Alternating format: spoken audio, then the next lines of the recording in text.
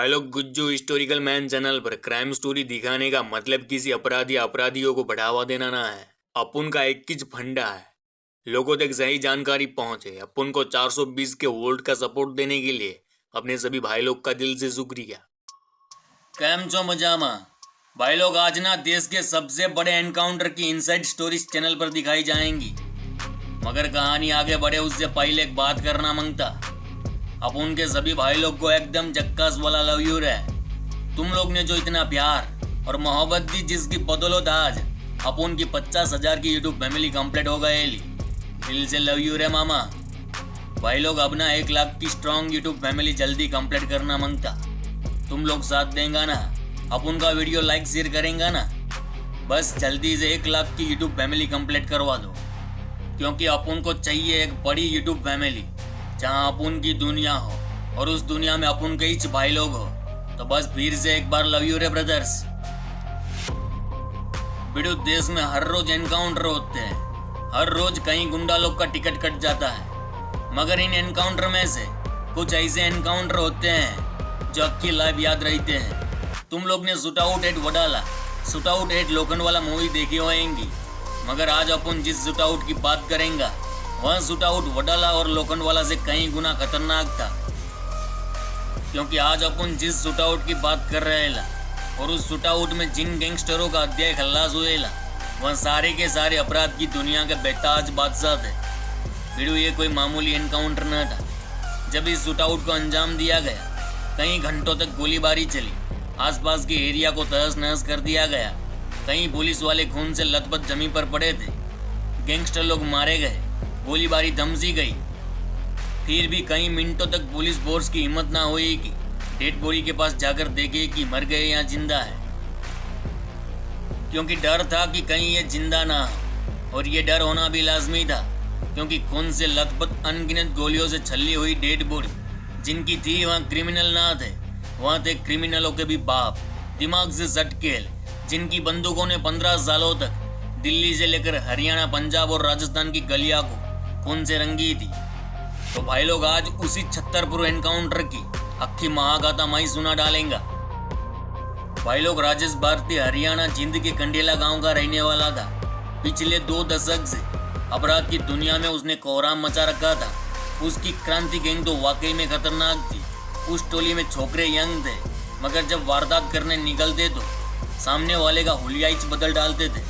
राजेश भारती की दहशत हरियाणा से उस पार दिल्ली, पंजाब, उत्तर प्रदेश से लेकर राजस्थान तक थी। राजेश भारती की अक्की टोली के ऊपर लूट, हत्या, अपहरण, फिरौती के सैकड़ों मामले आज भी पुलिस थानों में दर्ज है। बिडू, सच तो यह है कि राजेश भारती के कारनामे अपनी सीमा पार कर चुके थे।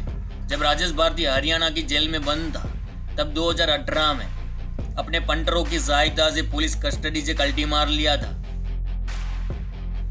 फरारी के 1 साल के भीतर राजेश भारती और उसकी टोली ने 5-5 राज्यों में अनगिनत वारदात को अंजाम दिया। आए दिन कभी मर्डर, कभी लूट तो कभी अपहरण।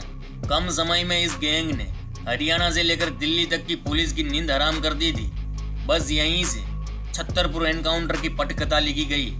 फरारी के दौरान राजेश भारती ने एक व्यापारी को फोन किया था और वहाँ ऑडियो भी खूब वायरल हुए, जिसमें राजेश भारती बोल रहा है AK-47 से इतनी गोलियां मारेंगे। मैं बोल रहा हूँ राजेश भारती, इतनी गोली मारा ये 7 साल लग जाएंगे।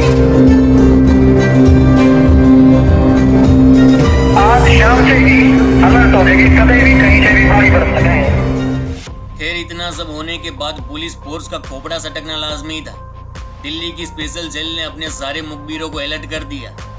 9 जून की सुबह दिल्ली पुलिस को पता चलता है कि राजेश भारती और उसकी गैंग दक्षिणी दिल्ली के छतरपुर इलाके के फतेहपुर में चनन होला के खरक गांव के पास आने वाले हैं। मुखबिरी मिलते ही दिल्ली पुलिस के खेमे में खलीबली मच गई। तुरंत एक टीम तैयार की गई। दिल्ली STF के रावत जवानों को चुना गया। कहा जाता है कि दिल्ली पुलिस ने करीब 6 महीने से उस फार्म हाउस की इंफॉर्मेशन निकालना शुरू कर दी थी, जहां राजेश भारती अक्सर आया करता था। आज एक बड़ा काफिला छतरपुर के उस फार्म हाउस के ऊपर घात लगा चुका था। राजेश भारती और उसकी टोली जैसे ही उस फार्म हाउस के ऊपर आई कि तुरंत काफिले ने अपनी पोजीशन ले ली इधर राजेश भारती गैंग को भनक लग गई कि पुलिस ने चारों ओर से घेर लिया है और शुरू हुई गोलियों की बौछार। गैंगस्टरों की ओर से ढाई ढाई करती गोलियां आती, पुलिस जवानों के बॉडी को छल्ली का डाल दी। दूसरी ओर एसटीएफ की गोलियां गैंगस्टर के खोपड़े को छल्ली का डाल दी। करीब 1 घंटे तक गोलीबारी चलने के बाद अक्खा एरिया मानो शमशान बन चुका था। चारों ओर धुआं धुआं, वहां खड़ी गाड़ियां महज खोखा बन चुकी थी। इंसानी बॉडी के चितरे पड़े थे, खून तो मानो पानी की तरह बहा था। यही नहीं, गोलीबारी खत्म होने के बाद भी पुलिस वाले राजेश भारती की एसयूवी कार के नजदीक जाने से कतराने लगे थे, क्योंकि डर था कि कहीं ये जिंदा ना हो। भाई लोग सोचो कितने खतरनाक होंगे ये गैंगस्टर लोग। जब इन सारे गैंगस्टरों की बॉडी को बरामद किया गया तब सामने आया कि मरने वाले गैंगस्टरों के नाम थे राजेश गंडेला और राजेश भारती, संजीत बिद्रोह, उमेश डॉन, कपिल और बिक्कू। दूसरी ओर दिल्ली एसटीएफ के 6 जवान भी घायल हुए थे। भाई लोग, आज क्रांति गैंग की कमान संभाली है मंडोली जेल में बंद गैंगस्टर सोनू कड़कड़ी ने। तो ये थी छतरपुर एनकाउंटर की कहानी। चलो इस गुज्जू भाई का राम राम, मिलते हैं फिर।